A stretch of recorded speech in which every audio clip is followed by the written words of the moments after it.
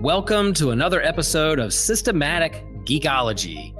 This is a space where we seek to create and cultivate healthy conversations between those things we geek out on and the philosophical and theological questions that often arise out of our fandoms.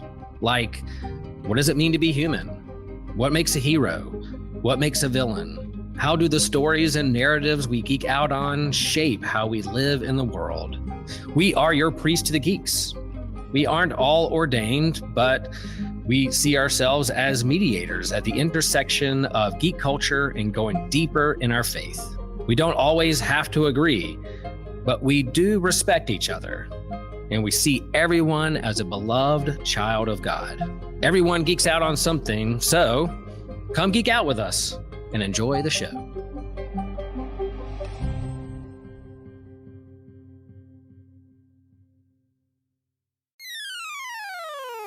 You're listening to an Anazao Ministries podcast.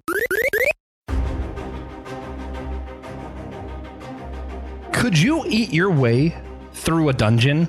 I am willing to bet that I could if I was given the opportunity. Hey guys, I am one of your co-hosts, Joshua Noel. I am here with the one and only, the beautiful, the almost always right, except for when it comes to learning how to count to one for God moments, Christian Ashley. How's it going? I'm all right, Joshua. How about yourself? I'm doing great, because we're here to talk about Delicious in Dungeon in like a pseudo-Thanksgiving episode, because, you know, I love Thanksgiving and I love food. I'm not usually a big anime fan, but this is so good. But speaking of this is so good, this is one of those things that I feel like I'm only aware of because the greatest podcaster of all time happens to be a person in my life who is the great, the wonderful, the legendary Tiberius of the Juan River, Blackwell. How's it going? Great. Yeah, good to hear from you, TJ. All right. And with that, before anything else, we're going to talk about what we're geeking out on lately. And I have something super relevant and weird. I'm so excited. I have been really getting into this book here. It is the Kamogawa. I don't know how to speak this language. Food Detectives. It's a Japanese bestseller. So some of the like proper names and stuff, I just kind of like in my head, I'm like, I know what those symbol of letters represent. I don't need to pronounce them in my head. It's so good though. It's basically like a series of short stories that are also like interconnected and recreating meals from people's lives and going even to like the minutiae details of like, hey, nostalgia is actually what makes them think this food's so good. So we actually need this correct water because it has a certain hardness to it that they'll associate with the food feel. And without that, they won't have that nostalgia. And it's like so detailed and it's just so good. Like, I'm like, man, this is incredible. If you're just like thinking about food, like what we're going to do some of this episode, highly recommend. Great story. And the way it's structured, also fantastic for ADHD folk.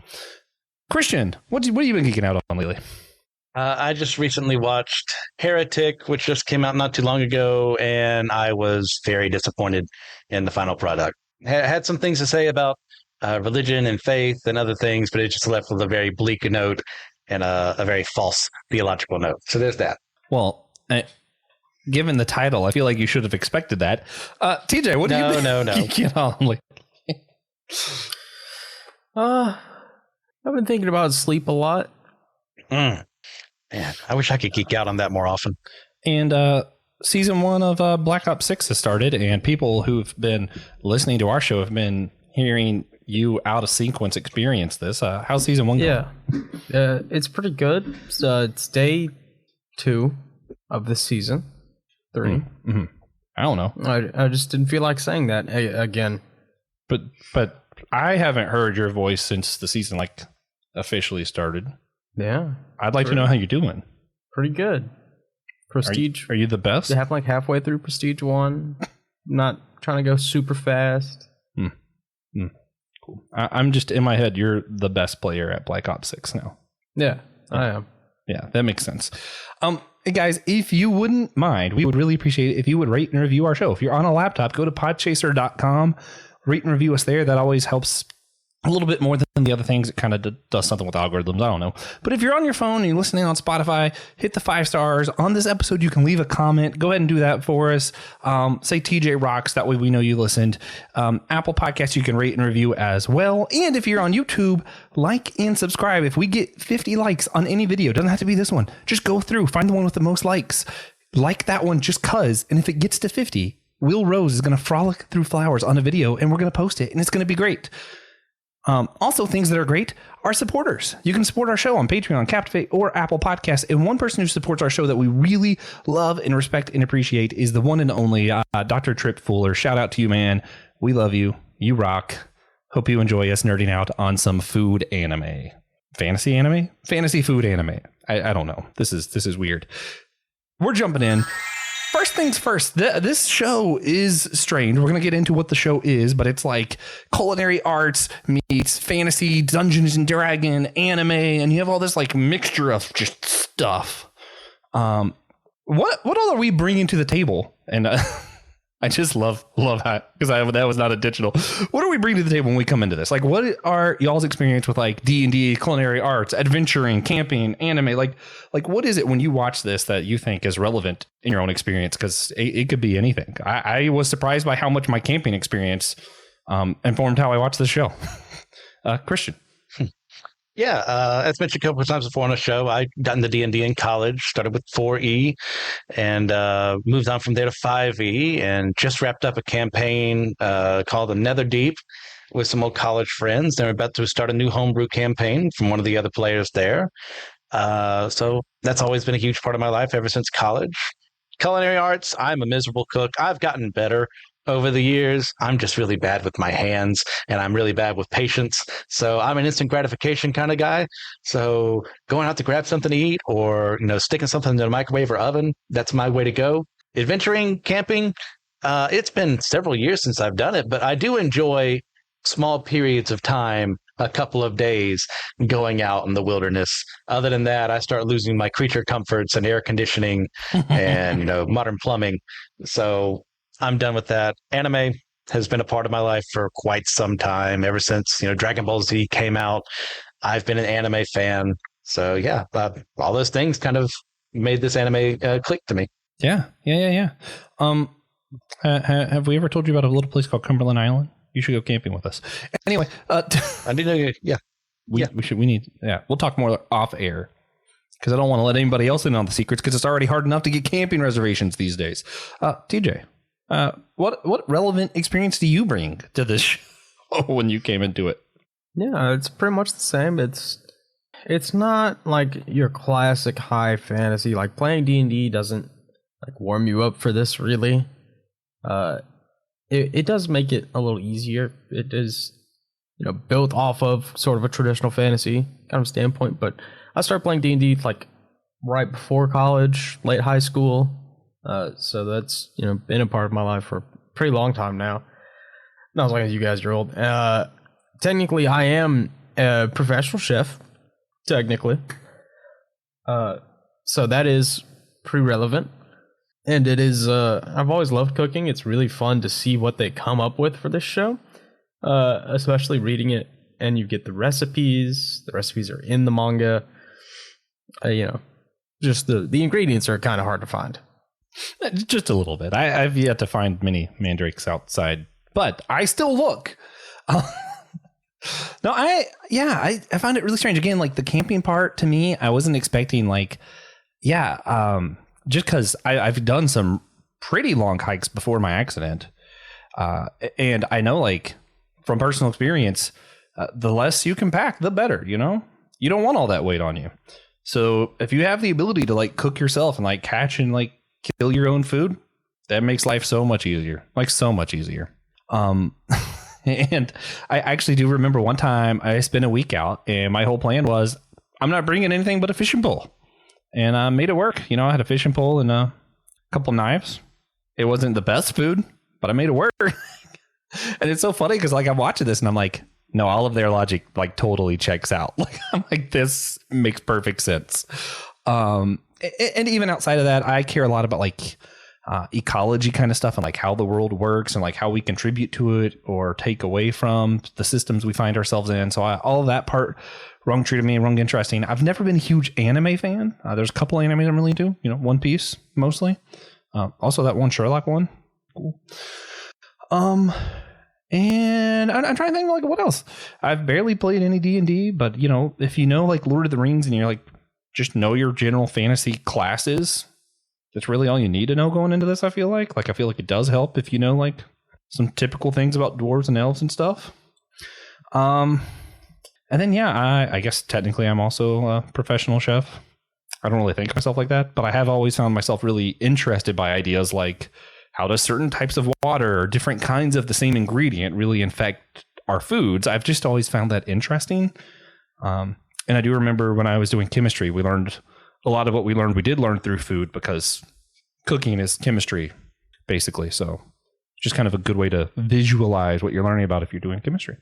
So yeah. The sustainability portion is like surprisingly relevant too, and like a really fun addition to the story. Yeah, it might actually be my favorite part. I'm unsure, but I like the sustainability stuff. I'm like, that was just excellent. It's like, for me, it's like every now and then you do like this will happen in comics where like there's this kind of thing in a story that you just take for granted and someone exploits it and goes, actually, what if that doesn't make any sense at all? It's also something I like about The Last Jedi. Because like, oh, wait a minute. Couldn't we just use light speed to like, I don't know, obliterate other ships? And you're like, that makes sense. Or like, hey, what if people just ran out of fuel? And you're like, totally cap. There's also a lot of nonsense in that movie. But I'm just pointing out some of the stuff I do like was when they did that. And I feel like that's what this story does, where they're like, hey, you ever wonder just how do people survive in these dungeons? Like, what are they doing for food? And you're like, come to think of it. Excellent point. And that's kind of like the premise that drives the story, I feel like. Yeah.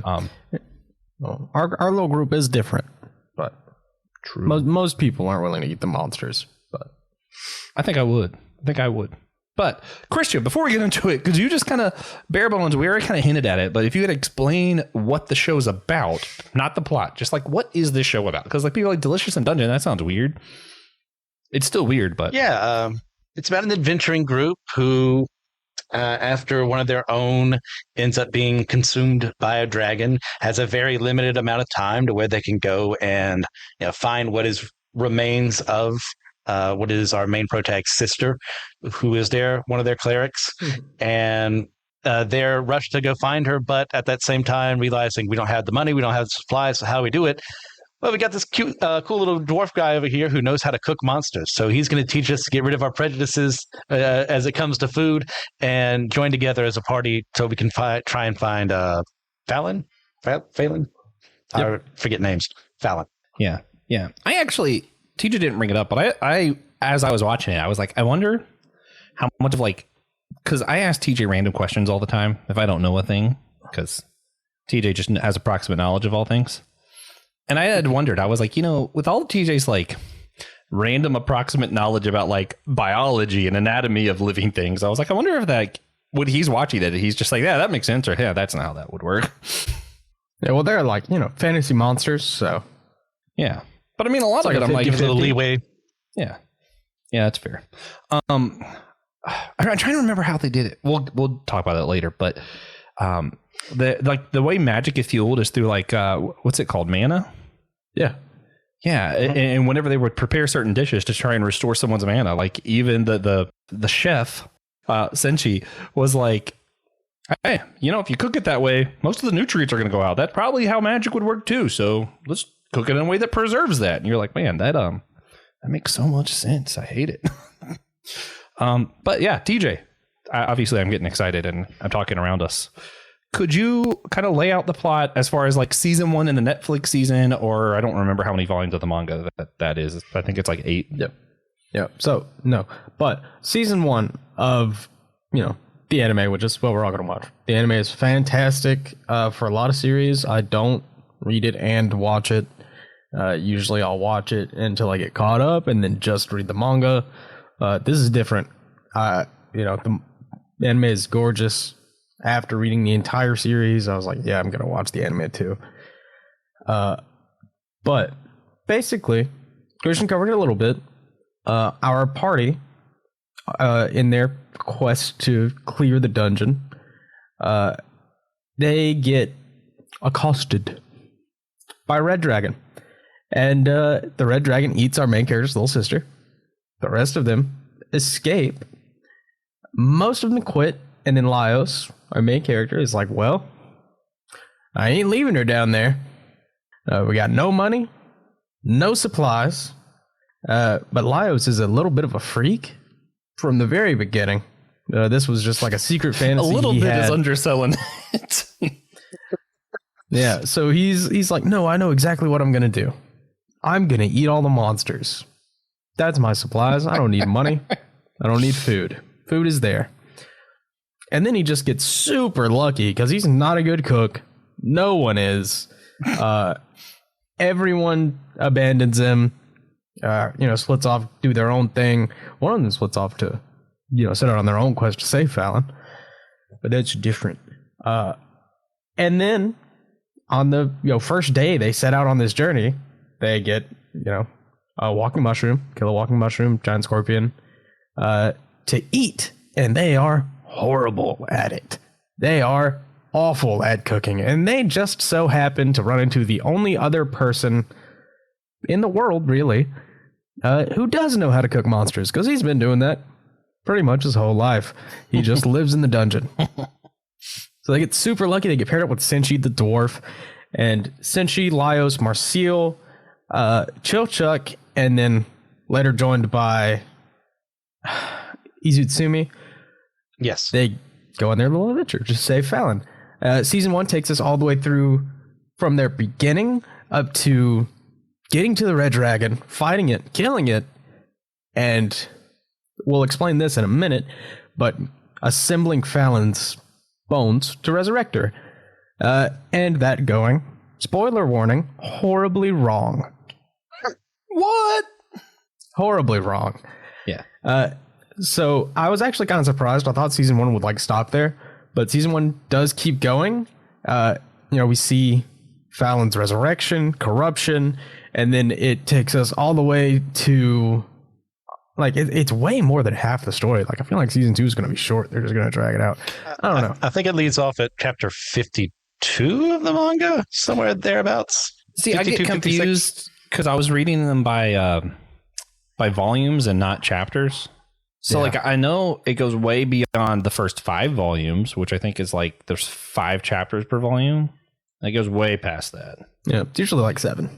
But where it ends, they finally have a perfect plan. Because part of what went wrong is Fallon's morphed with a monster. So now the plan is we'll just eat the monster parts and then she'll just turn human again. Basically. Yeah. Which, Lodge, it made sense. I mean, as far as the way their what they revival understood, stuff works. that made sense to me.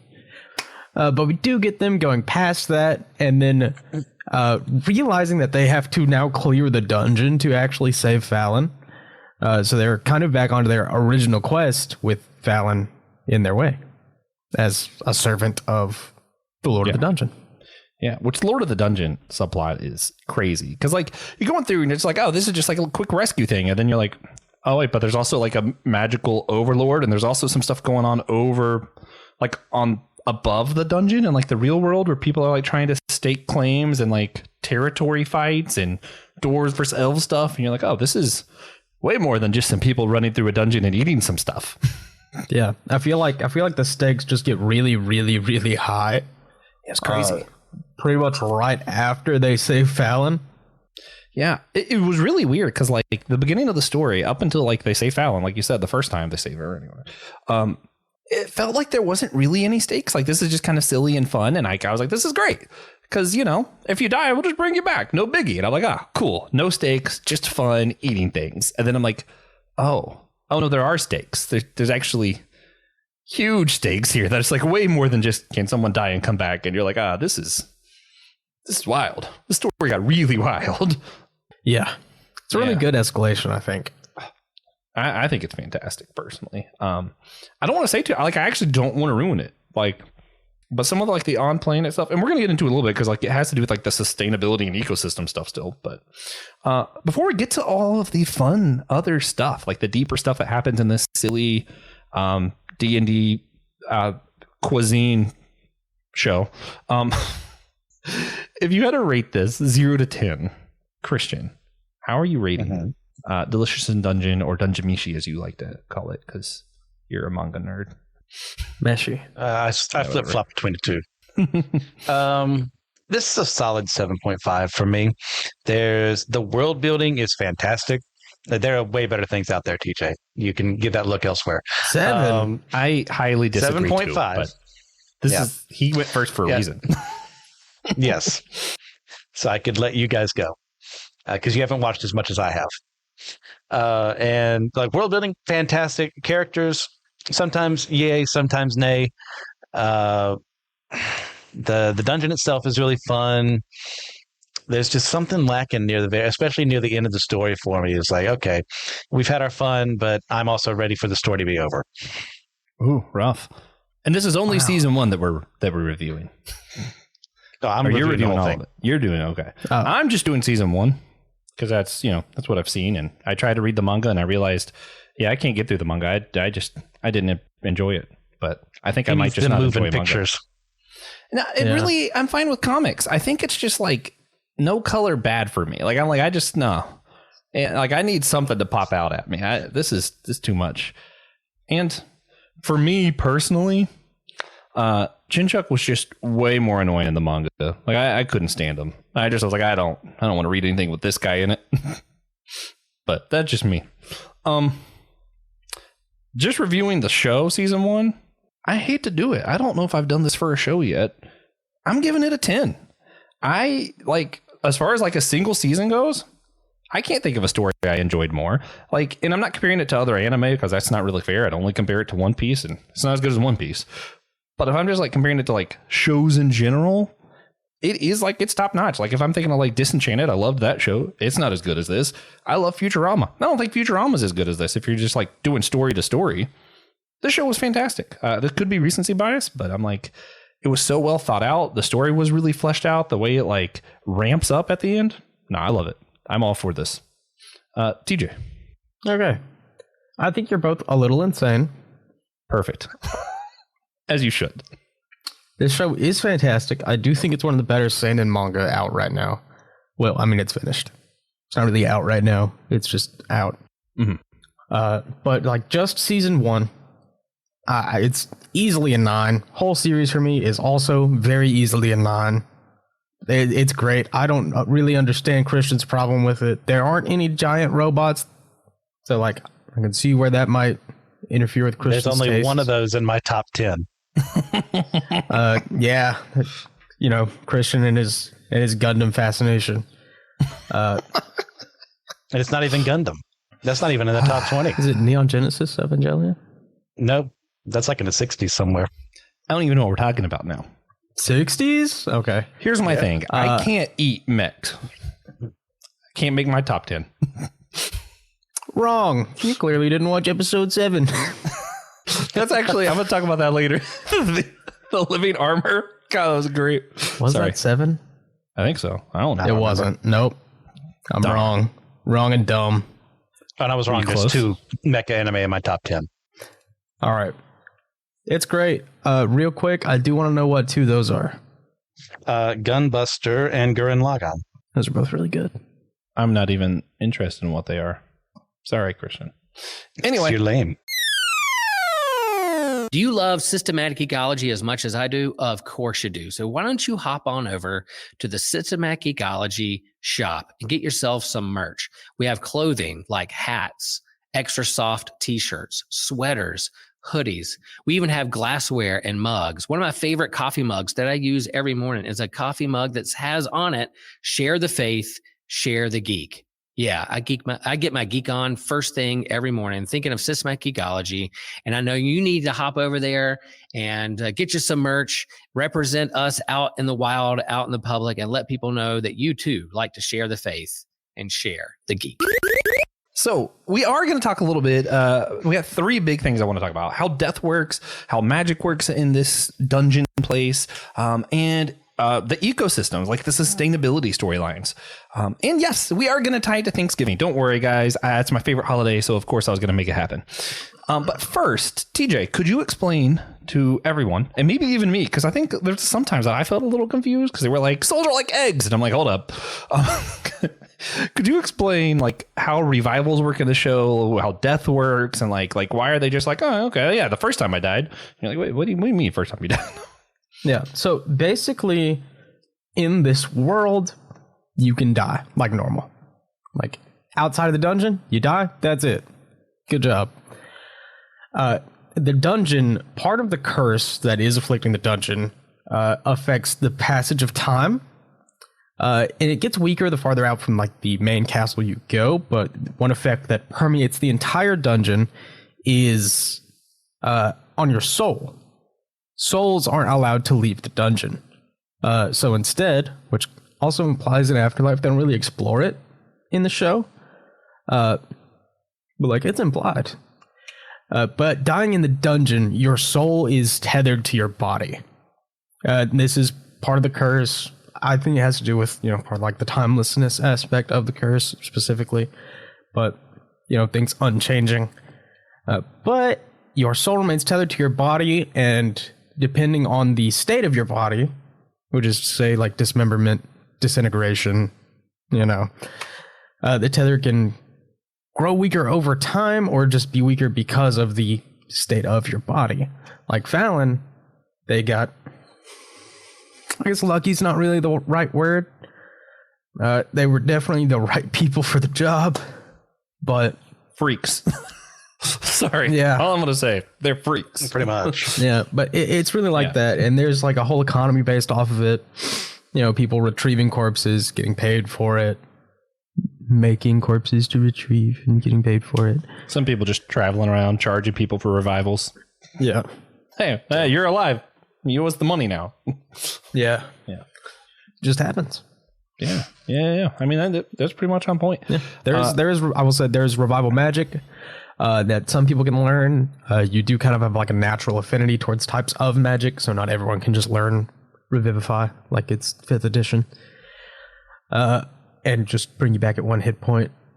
Most people don't have the means, so they just kind of carry the bodies back up to the top level and get, I don't remember what they're called, the people in charge of such things, to revive the body. It's like the Department of Revivals or something. There is like a department. Retrieval, or I don't remember. Yeah.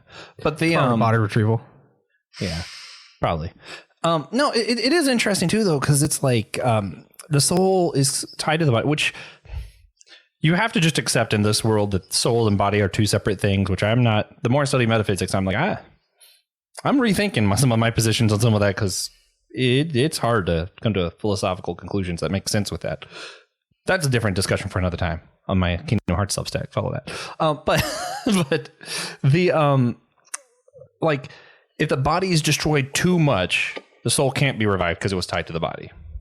So you have to have the body intact enough, in theory. Then there's that one time that somebody got ate by a dragon and like digested, and they like put bones together, and that was pretty weird. It was pretty weird. But did you guys ever feel like, and I mentioned earlier, like I did at first, then later less so, that like this belittles the idea of death, or like it takes the stakes out of the story or anything like that? No. I mean, like what we talked about before. I mean, dying is something that happens frequently in the dungeon. It's got its own little special magic that makes it easier to come back to life, as opposed to if you died elsewhere. But at the end of the day, it still costs you something, especially if you're retrieved by one of those people. Well, you have to forfeit some of your treasure, and that's something you fought hard for. It's something you literally died for. And stuff like that is all over the place. And of course, when it comes to Phelan's resurrection as well, it's not simple. It's done in a way that has a huge cost in the story of how the heck are they going to free her from how they ended up making her without intending to do so. So, yeah, I think at one point in time, everyone's died some people multiple times over, but it's not like, say a Dragon Ball where, all right, well, I guess everyone died again. Go grab the Dragon Balls or the Namekian Dragon Balls or the Super Dragon Balls or what have you. Or the Demon Realm there Dragon are Balls. costs. Or the Demon Realm Dragon Balls. Thank you, Daima. As we continue on through that. So yeah, there are still stakes, even with death not being as permanent as it could be at a different series. Yeah, I mean, I'm of two minds here, because at first, really, the way they talked about it, I'm like, why wouldn't you just like have another person in your party whose entire job was to go first and then die? And you're like, all right, so that's the dangers in this room. Revive the guy and keep going. For me, what really changed my mind on some of that, where I was like, wait a minute, death is meaningless now. Two things. One was when you realize that magic's expendable. So whenever Marcel had to have more mana because she couldn't conjure up her magic to do stuff. And I was like, oh, so you can't just like endlessly revive somebody. Magic is something that can run out, basically. So that changed some of it. And then to an extent, I do think it kind of warped their perception of death, because the whole time, Laos, is that how I say his name? Laos. Yeah. Anyway, he was very nonchalant about everything. He was like, man, I'm hungry. And then his sister got eaten. He's like, darn, I got distracted, and he goes back like, we're just going to bring her back. No biggie. That's because he's a freak. He is a freak. But, yes. But you saw there was that moment, though, like whenever they found out that she was completely digested by the dragon, that he freaked out. Because the whole time he was like, we'll just revive her. And then he realized they might not be able to. And like his reaction to that. So you see, like, their perspective on death has certainly been warped, but the stakes aren't gone. That would be kind of how I would word that. Yeah, there's also part of it too, is like how much of your body is left intact.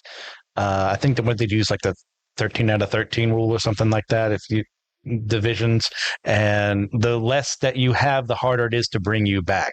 Mm-hmm. So that raises stakes too.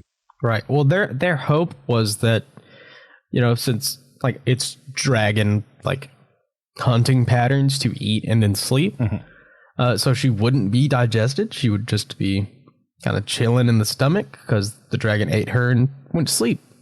They were just wrong. Yeah. That's not what the dragon did. But yeah. Anyway, I did want to move past death because we have some other really big things to talk about.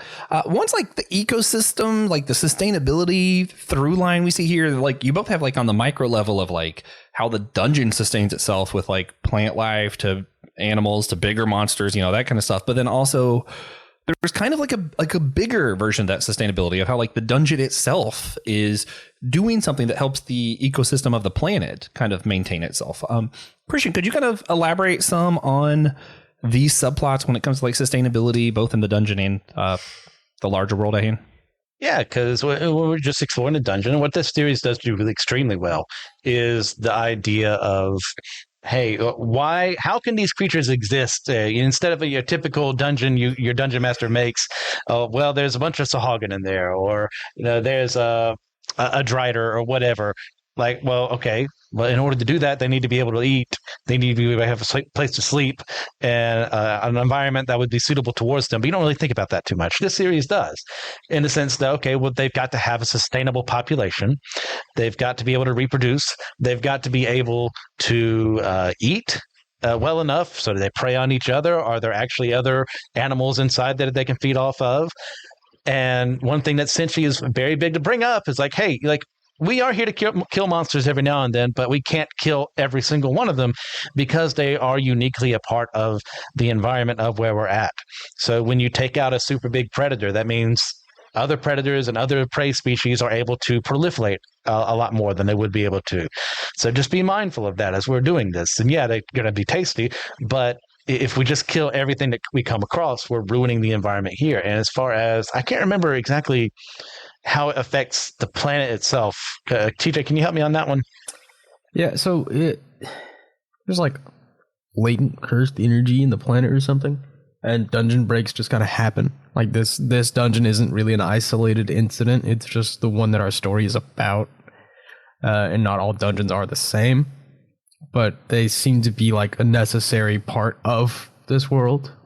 Yeah, there's also kind of like a... From what I remember, there was also kind of like a financial part of like the sustainability. Yeah. Because there's a huge financial part of like people. There's an incentive to go in there because there's magical items you can find or different things for spell casting or what have you that have value on the surface. There's treasure down there. So it's created entire economies around where dungeons spring up so that a town will form and, guilds are formed and adventuring parties form. That means, well, they need places to stay. So there's hotels and inns and places to eat. That wouldn't have existed if the dungeon itself wasn't there. So it's actually helping revitalize the economy of the areas where these dungeons happen to be in, even though there's a huge threat. Yeah, and there's a few times where like it even hints that some of like the kings and stuff are like intentionally causing dungeons to be created because it does help that kind of part of their own society. I can imagine President Trump coming out with a, "Hey guys, I'm opening up a new dungeon, new jobs. There's a dragon." Totally makes sense. I'd be here for it. Like, I feel like as far as presidents go, he probably would take the most advantage of it. I think he is the most likely president to open up a dungeon. Yeah. But I can't say anything against that. If it turns out like Mammoth Caves is just filled with demons and dragons, dwarves and griffins and also, stuff. I'd go. I'll be the first one to go out of all of us. Oh man. Yeah. Yeah. Anyway. Most convenient. Yeah, all that stuff is interesting, and just kind of how like humans do play part of it. Something I'm harping on ever since a recent Poison Ivy comic that I'm about to record an episode about. But as far as like this goes, like, did it make you think any of like how we actually have responsibility to the ecosystems we find ourselves in, like in real world? Because like for me, the big one where like all this started standing out was Sinchi with the golems. Where it's like, he's just been growing plants in the golems because like that's really good dirt. It holds itself together, and then he's using that for like his food, and then he's feeding the orcs, and the orcs are keeping certain monsters at bay, and you're like, wait a minute, Senchi's just like keeping everything together, man. Do you feel like we have a responsibility to be like the Senchi of our area? I feel like Senchi is basically Johnny Appleseed. True. Like Senchi's got a pretty unique position in the dungeon because I don't think we quite get to his backstory in season 1. I think we do. It's right near the end. Okay, so they did cover it. Yeah, because they eat the hippogriff. Yeah, he's special. Yeah. He's crazy. I love him. Oh man. Yeah. Christian, what about you? Do you think like do we have a responsibility to like the sustainability ecosystems we find ourselves in or around? Yeah. I mean, from the very beginning, depending on how you look at the timeline, we are told to be fruitful and multiply, but also to subdue and dominate the earth. That is our responsibility as its stewards. That was, pre-garden and post-garden, where we are supposed to, we have an impact on the world. Now that our world is filled with sin, now that our world is corrupted, there is something that we have a personal responsibility to do, and that we have to work in the world in order to get things that we like. But if we work too much, we cause harm to the environment. If we overfish in an area, that means we're killing off an ecosystem there. If we're introducing too many microplastics into the area, we're still figuring out exactly what that means because we just don't know because we weren't thinking ahead of how that affects the human body and other animal species. So we have a moral imperative to take care of the earth, and anyone who says otherwise hadn't read their Genesis. Yeah, I agree. Also, fascinating Doctor Who episode on microplastics for anyone's interested. It exists. But yeah, I agree with all that. I'm probably a little bit of a weirdo with all this. I also feel like God designed everything in a perfect system, and then he was like, hey, keep the system going. So one of the big things, there's a few things I care about. One, I care about habitats that are trying to reintroduce animals in areas. I find like the study of all that interesting. So I think it was the gray wolf, but like certain parts of like southern Western America, it had completely been lost from the system. And they're like, oh, we want to reintroduce it. And someone was like, oh, we'll just dump them all there. It's like, nope. You just suddenly introduced them all. That will kill everything. Them leaving also caused a lot of life to be lost and to die. So it's like you need that predator for more life to actually happen, but you can't introduce them all at once. And like, how do we work through that? And that's where some of the AZA accredited zoos and stuff are actually helping fund and participate in that research and making it happen. And that's something I care deeply about. That's why I support my AZA zoos, and zoos that aren't AZA accredited should all be shut down. But that's just me. I also, another thing that like I advocate for, and I actually wrote my senator about this, I really want all states to allow, what's the word I'm thinking of? Compost, yeah. Composted bodies. I want my body to be compost when I'm gone because, ashes, whenever you burn your body, that actually just harms the environment. No reason to do that, really, other than it's cheap. Burying my body doesn't do any good at all. God designed the system for my body to return back to dust and to dirt, and that's what I would like it to be. I would like it to be rich dirt that allows life to continue, for the cycle of life to keep going on. So that's something I care about. I wrote my senator because a lot of states it's not legal to compost bodies yet, and I want it to be. I could put you in the yard. See, that's all I want. I just want TJ to plant something interesting in me. Yeah. Man, I don't know what it was, but when Josh died, his butterfly garden really took off. That's actually what I want, like low key. I want to be a butterfly garden. Oh, man. Any other notes on like the ecosystem stuff? I had another question to go with it, but I don't want to move on until y'all are ready. Yeah, it's done so well. Like world building and like the interconnectivity of the world is something that they do so well in Dungeon Meshi. It's really fantastic. Yeah, it's really the ability, like world building in general, I'm always impressed with. I always think it's cool. But when your world building is like self-sustaining and like you actually can see all the interconnected parts and how it makes sense, you're like, oh man, that's just incredible. So well done.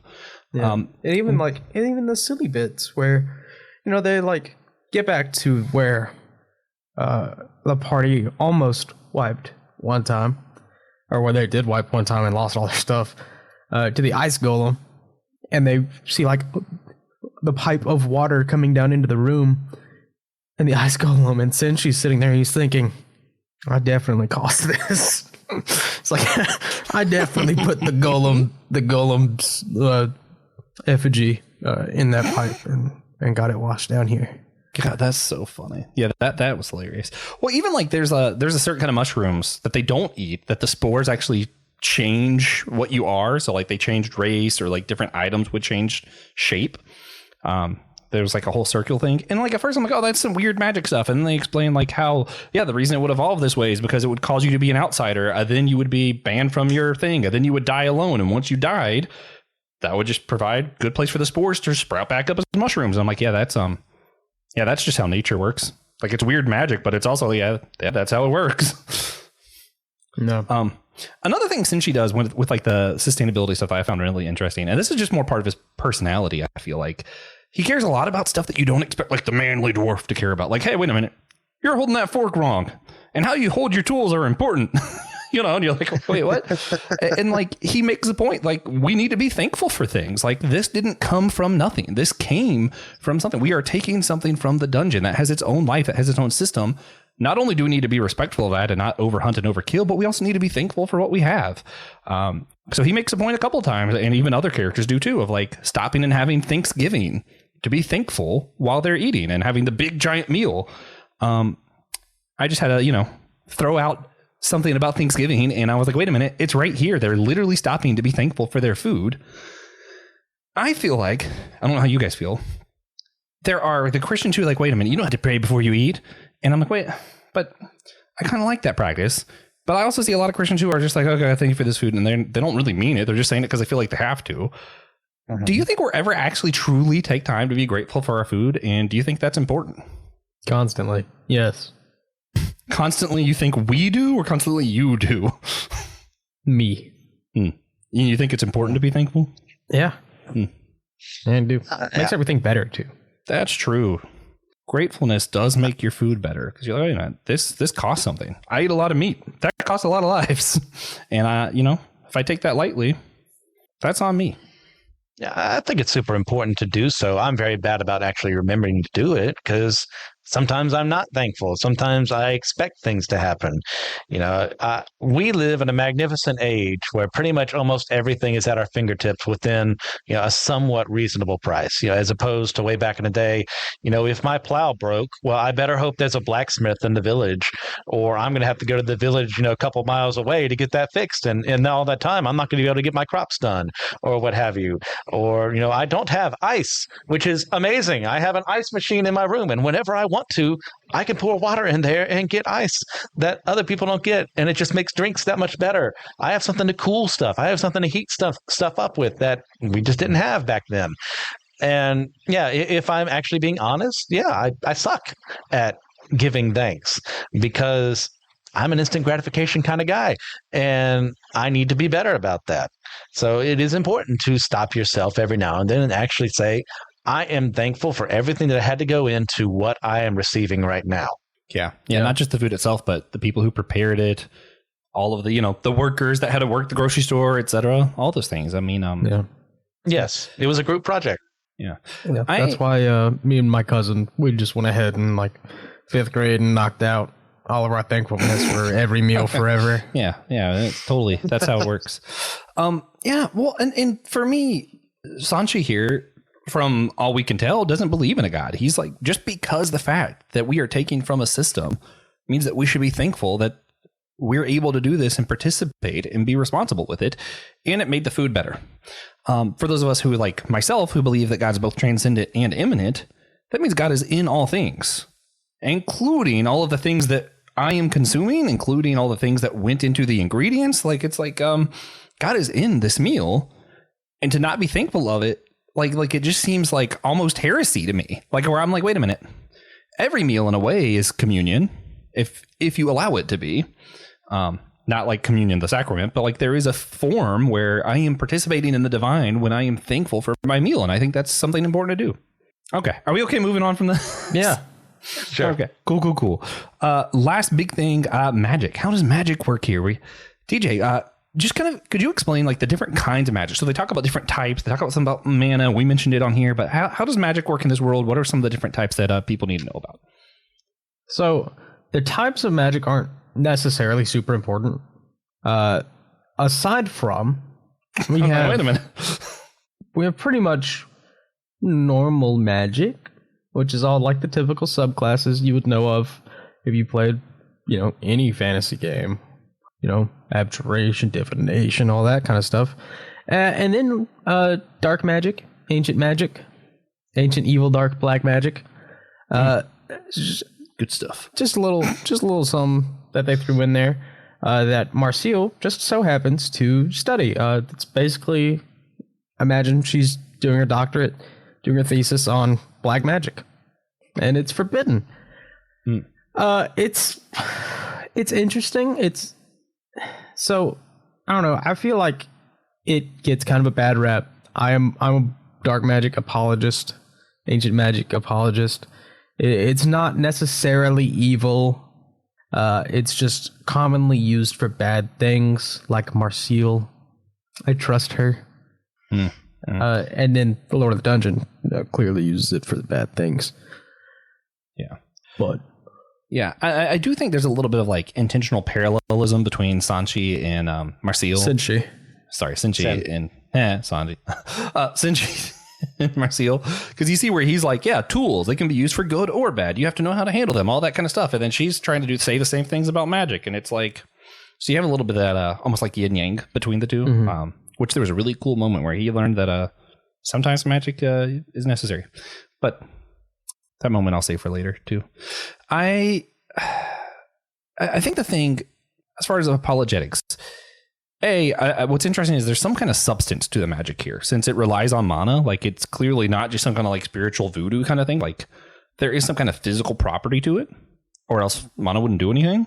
So I find that interesting. And then like with the dark magic stuff, I find it really interesting whenever people call her out with ancient. She's like, no, it's not like that. It's not it's actually pulling from life itself. So it's like something about, in her mind, where it's coming from justifies whether or not it's good or evil. And I would love to hear Christian's response to that. Well, yeah, I mean, I've done that in my own writing when it came to, okay, I'm having these people who are supernaturally empowered. How do I handle that? And in my case, I do invocation versus evocation. Evocation being I am asking something else or even just myself to get something done, versus it's an invocation where they are explicitly, since they are aligned, more spiritually with God, asking God to deliver that power to them so that they can utilize their work. And in a series like this, it depends on how you use it. And like, hey, there are plenty of things in this world that can be used for great good or great evil, depending on how you use it. Food is great. But if you overeat food, or if you cause the extinction of another species just to get that food, it's evil. But it's not just eating it doesn't make you evil. Or, if wine by itself is perfectly fine, unless you get drunk, unless you cause problems. And then there's an issue. Then there's sin involved.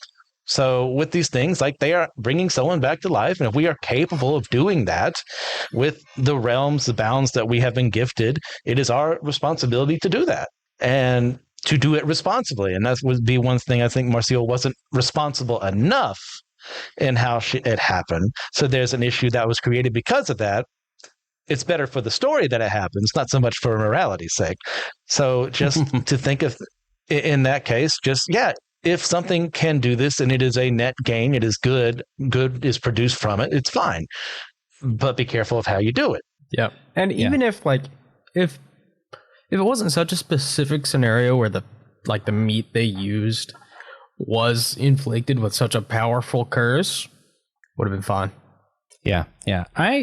Weirdly enough, I feel like I'm pretty much just completely with Sinchi throughout all of this when it comes to the magic stuff, where I'm like, you know what? We don't fully understand this. What if we don't use stuff we don't fully understand? That might be a good idea, right, guys? And even up until like when does. I don't know, she's amazing.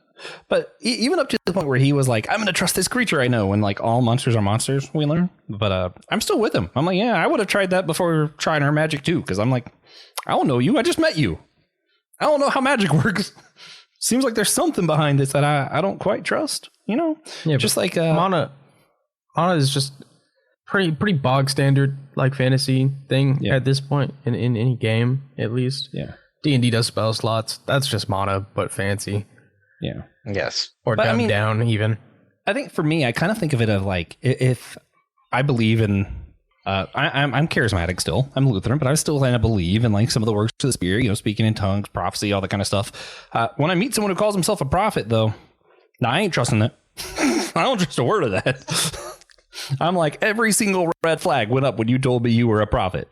Now, that doesn't mean I don't believe in prophecy. It just means I'm like, I'm proceeding with extreme caution with this individual, and that's just kind of how I feel about magic too. I'm like, look, it's not that I don't believe magic can be good. It's that the moment you come up to me and say you're a sorcerer or you're a witch, I'm proceeding with extreme caution at this point. That's just kind of like where my brain goes. But it is a tool, just like anything. So at least in this series, comes to real world, it can be a little bit different. Christian and I will disagree on some of that too, but I'm still treat it mostly like extreme caution. But anything else you think like we need to cover when it comes to like magic, or like how we think about like what we use and how we choose to use things when we're on mission?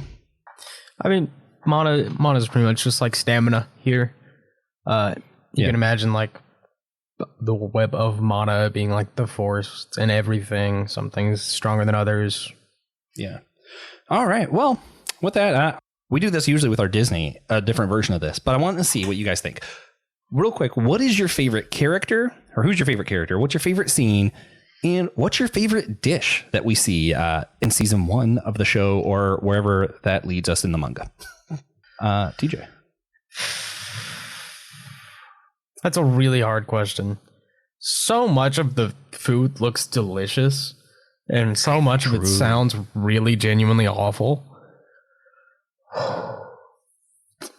I've got like 3 answers for the food is the worst part. Like there's 3 dishes that stand out to me that I'm like, man, I want to try that. Favorite character? I'm going to go with Itsutsumi. She's silly. Cat. Funny. She don't know how to hold the fork. She's a cat. Favorite scene?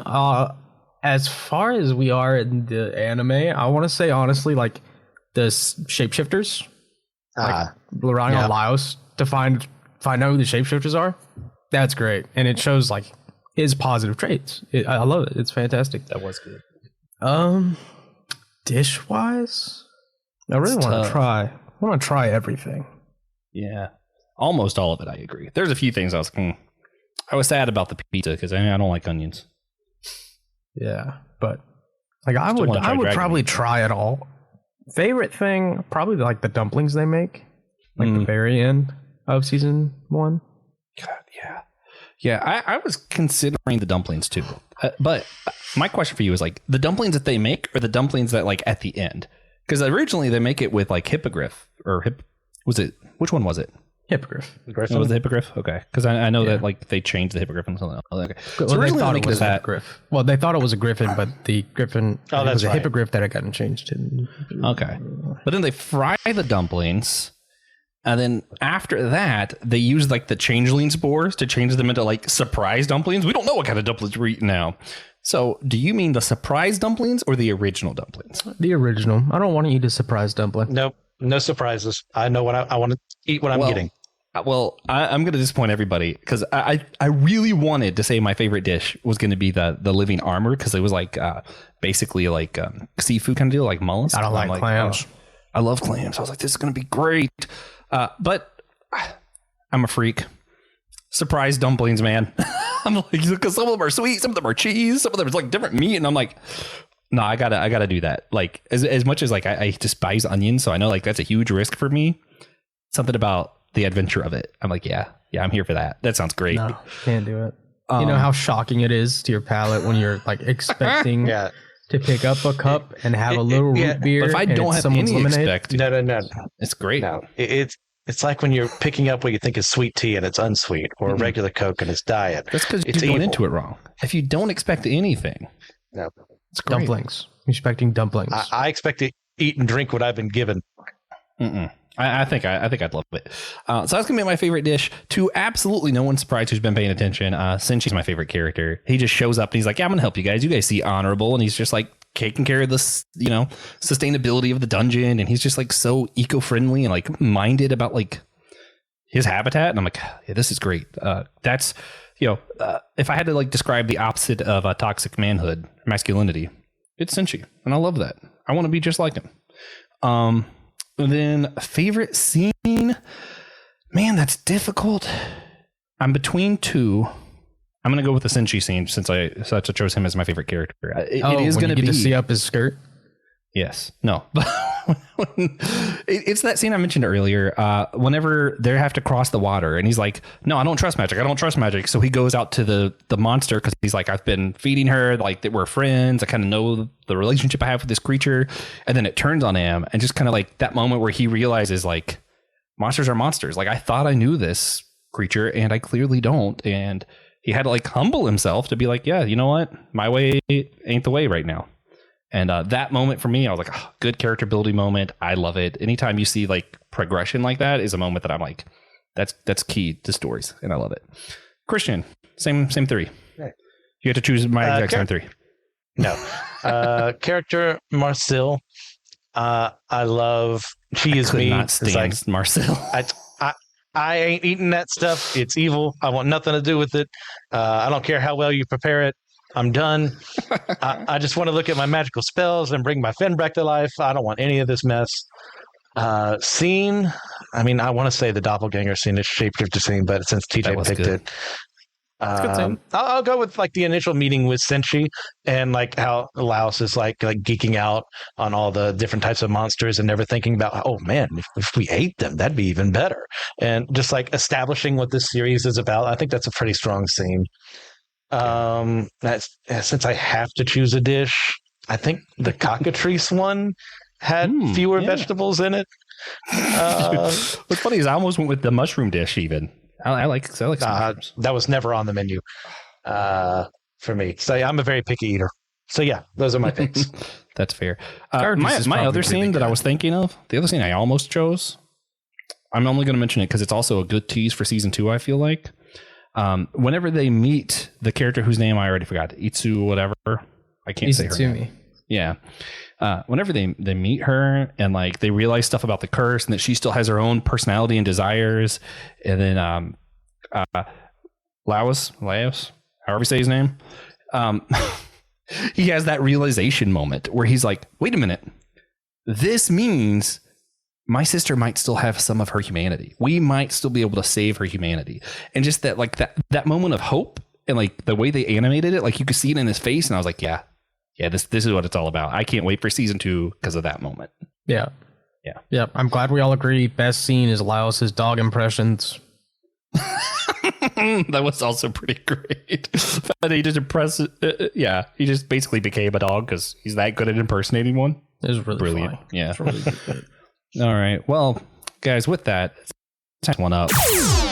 And as always with our wrap up, we're going to start with the recommendations. Mine's super easy, so I'll go first. If you haven't, you should catch up on the Poison Ivy run by G. Willow Wilson. It's really good, as everything she writes is. And Poison Ivy is also very much about sustainability and ecosystem and stuff, and kind of seeing her desires, what drove her to villainry, and kind of seeing her wrestle with, does she want to be a hero? Does she want to be a villain? And what actually matters most, the planet or humans? It's pretty interesting stuff. Christian, any recommendations for everybody? Well, I'm also going in the comic sphere, and Batman as well. Absolute Batman, the first two issues have been released, and they've been a lot of good fun. So go check those out. Man, all right. Absolute Batman is insane. You know, I was going to read it, but I was like, I'm going to start with Absolute Superman. And if I like it, I'll read the others. And I read the first one, and I was like, nope. I'm done with the Absolute series before. No, you should read Absolute Batman. It wasn't even bad. I was just bored. So, yeah. All right. I'll check out Absolute Batman per Christian and TJ's recommendations. TJ, what's your recommendation? Absolute Batman? I was going to recommend Shokugeki no Suma. But, not going to do that. I'm going to recommend Shokugeki no Sanji. Yes. Collaborative effort between Shun Saiki and Yuto Tsukada. I don't remember their name. Endorsed by Ichiro Oda. But the, it's a little less gratuitous than Shokugeki no Soma. It would just like to look at, really good food in manga. If it has to be an anime, then watch Shokugeki no Soma. The food looks amazing. Also, a lot of naked people. All right. Great recommendation. Well, guys. Yeah, fair warning.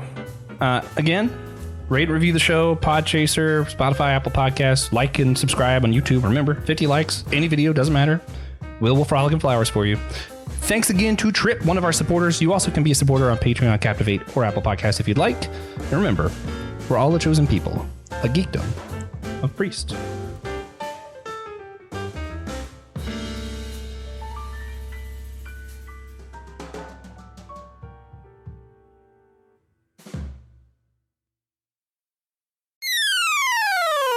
Make sure you follow us on Instagram, catch us live at events we are holding or attending, get updates when we post new episodes of the podcast, see our other favorite content that we lift up and support, as well as just see our beautiful faces and engage with us through messages. Maybe watch a reel and give us the feedback of what you think of the show.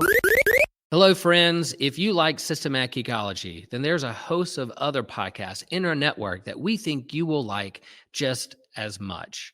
And so we're part of the Anazal Ministry Podcast Network, and we hope that you can hop over and subscribe with all the podcasts that are on our network. Like, for instance, The Homily, which is, Pastor Will Rose's sermon here in Chapel Hill, North Carolina at Holy Trinity Lutheran Church.